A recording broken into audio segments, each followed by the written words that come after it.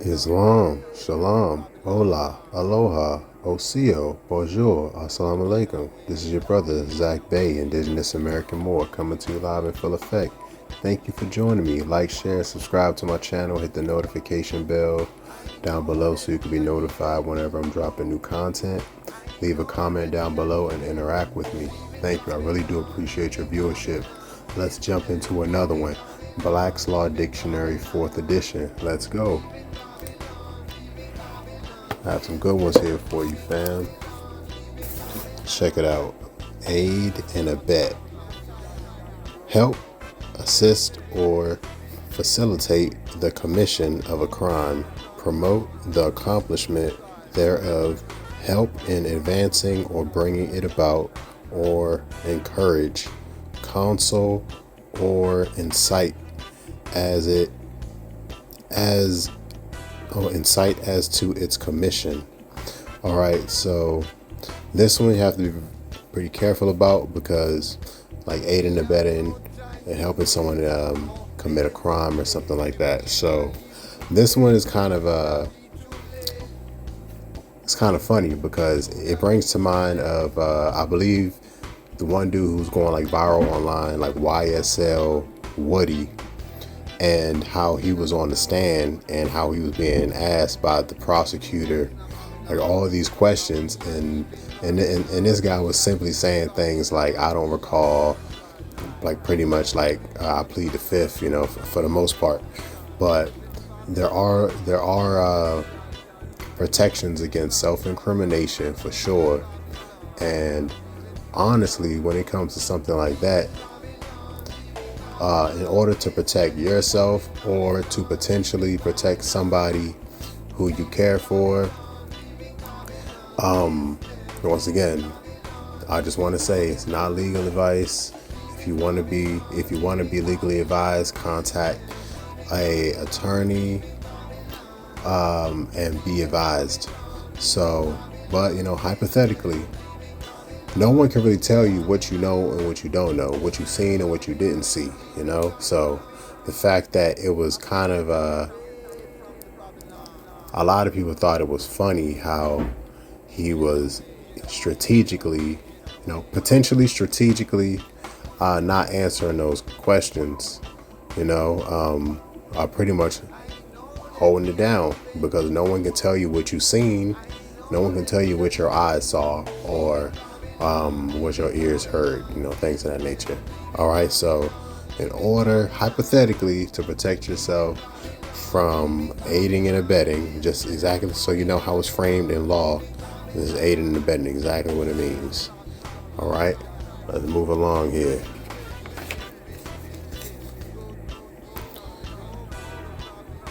Alien, this is it's kind of funny right here. Okay, it's a noun. A foreigner, one born abroad, a person who owes allegiance to a foreign government.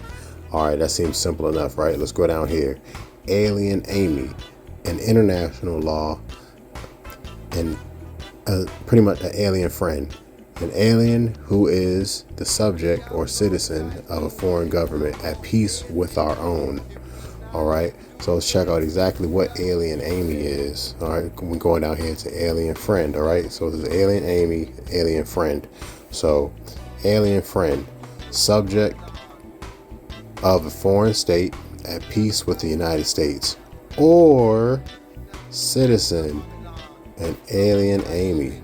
See, this just kind of made me think about how Alien Amy, Alien Friend, just alien in general, how, a lot of these migrants are coming over and it seems like they're getting citizenship incredibly fast.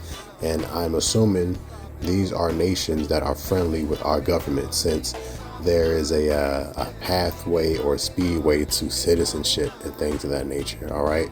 So just so you know exactly what could potentially be going on with our borders, international law, alien Amy, alien friend. All right, so I just wanted to touch on that briefly. Moving right along here, Alive. See, I actually wanted to touch on this one really quick too. Alive, as respect, birth. It means that child shall have an independent life of its own for some period, even momentarily after birth, evidenced by respiration or other indications of life, such as beating of heart and pulsations of arteries. In respect, now this is an important part right here. In respects of estate matters, a child in ventris se mir is born and alive for all purpose for his benefit. Born alive, see, for estate purposes, born alive, not dead. All right, alive birth, fam, alive birth. Let's check out this one right here. I thought this one was kind of cool too. All American. I've heard this term used in sports, but it pretty much indicates supremacy and superiority and a distinction in the athletic world. Always thought this was kind of cool, and I feel it could potentially link back to the American Indians, the indigenous people here in America, who they found playing all of these amazing sports games that have been pretty much colonized in modern day era. Games like, so-called football, soccer, or basketball. There's stories and there's evidence and records of the colonizers pretty much finding, like seeing indigenous people playing sports, playing games, and they were very, very skilled and talented in these games. All right, so let's move it along here, because that was all American. Let's check this out. Allege, to state, recite, assert, or charge, to make an allegation, to affirm, assert, or declare.